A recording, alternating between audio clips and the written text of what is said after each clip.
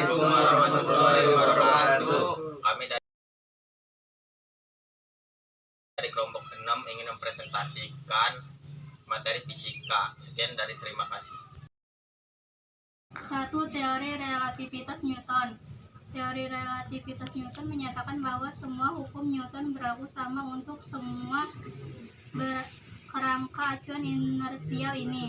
Konsep relativitas Newton juga menyatakan bahwa gerak mutlak tidak dapat dideteksi. Artinya, jika kita memiliki dua kerangka acuan inersial yang bergerak dengan kecepatan konstan relatif satu sama lain, maka kita tidak dapat menentukan kerangka acuan mana yang bergerak ataupun yang diam. Peristiwa-peristiwa yang diamati dari berbagai kerangka dapat tampak berbeda dari masing-masing pengamat dari tiap kerangka itu. Adapun dalam teori relativitas Newton ini dapat dinyatakan rumus persamaan fisiknya adalah Vx sama dengan Vx min V atau Vx sama dengan Vx plus V. 2. Konsep relativitas Galileo. Dalam fisika, transformasi Galileo adalah transformasi dari koordinat dalam suatu kerangka acuan ke sistem koordinat kerangka acuan lain yang bergerak konstan relatif terhadap kerangka acuan lawan.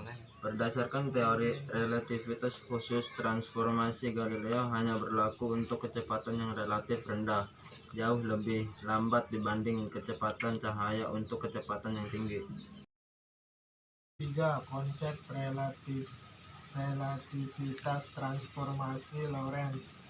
Dalam fisika, transformasi Lorentz adalah keluarga 6 parameter transformasi linier dari kerangka koordinat dalam ruang waktu kerangka lain yang bergerak dalam kecepatan konstan relatif terhadap kerangka sebelumnya. Transformasi terbaik masing-masing kemudian diparametrisasi oleh negatif kecepatan ini. Transportasi ini dinamai fisikawan Belanda Hendrik Lorentz. Untuk transformasi yang paling umum diparametrisasi oleh konstanta nyata mewakili kecepatan yang terbatas pada sebagai 1 atau 2.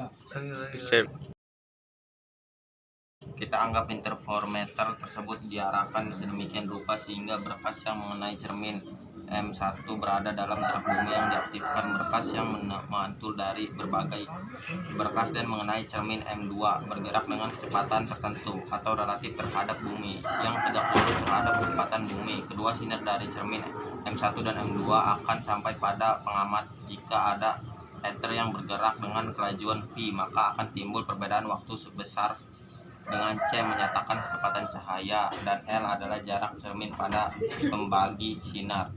Perbedaan waktu tersebut dapat dideteksi dengan mengamati interferensi dari kedua berkas cahaya tadi.